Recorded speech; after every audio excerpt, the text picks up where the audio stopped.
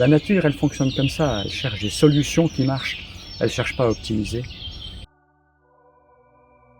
Un parc, c'est bien pour ça, parce que ça réunit tout le monde pour se mettre d'accord sur la gestion.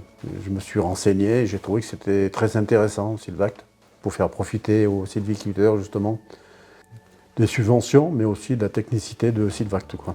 Je trouve que ça va plus loin, c'est-à-dire quand on demande une subvention à l'État, au département, bon, c'est juste une subvention, c'est bien, hein, c'est bien d'avoir des subventions. Mais Sylvact, en plus, il y a les techniciens qui sont derrière, qui donnent un petit peu leur avis sur la gestion forestière, et c'est très très important.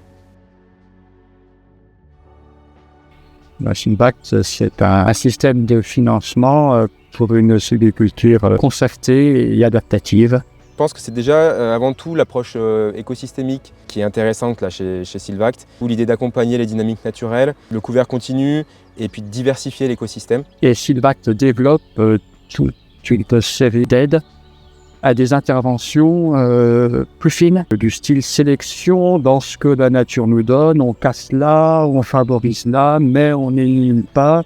On est loin de la mécanique aveugle. On est vraiment dans la sélection intelligente, si je peux dire. De mettre un certain nombre d'actions en place qui jusqu'ici étaient difficiles à faire financer par nos communes. Toutes les actions qui sont soutenues par Sylvact répondent vraiment à nos besoins de gestionnaires. Je pense par exemple à l'ouverture de cloisonnement d'exploitation qui permettent vraiment de limiter l'impact de nos exploitations sur le sol. C'est la diversité du vivant sous toutes ses formes, des plus visuelles, des plus accessibles, comme les animaux qu'on peut croiser, les grosses bêtes, jusqu'aux plus invisibles, notamment les bactéries, les virus. C'est aussi les interactions entre toutes ces espèces-là. La biodiversité, c'est le fonctionnement des écosystèmes. C'est ce qui permet à une forêt de s'adapter, de traverser l'histoire. Plus un écosystème est complexe, plus il est riche, plus il est varié. En fait, plus il est résilient et résistant.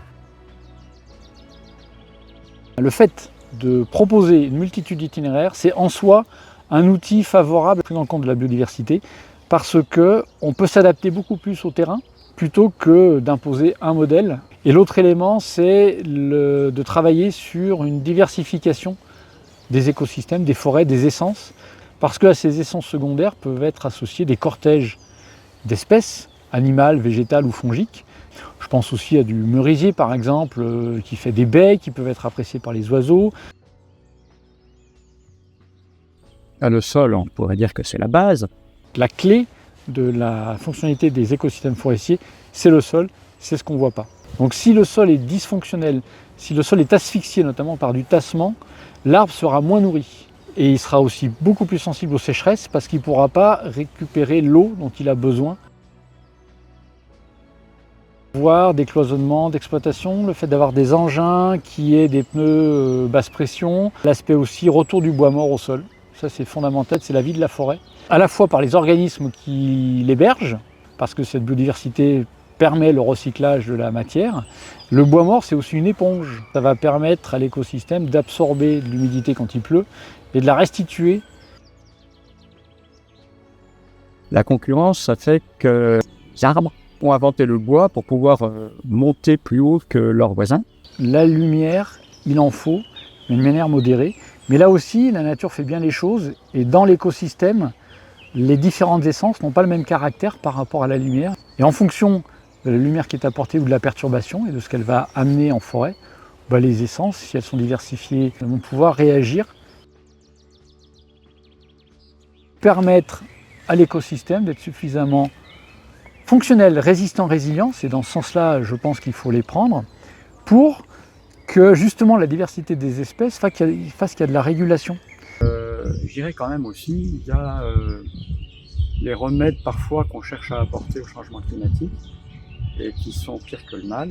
Quand on prétend, avec une vision très mécaniste, changer la pièce qui ne va pas, il y a un arbre qui ne pousse pas, je vous en ai un autre, ma bonne dame. Ça ne marche pas, c'est pas une réflexion écosystémique.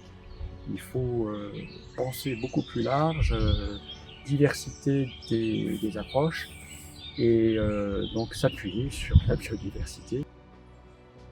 En forêt, tout est question de temps et d'équilibre.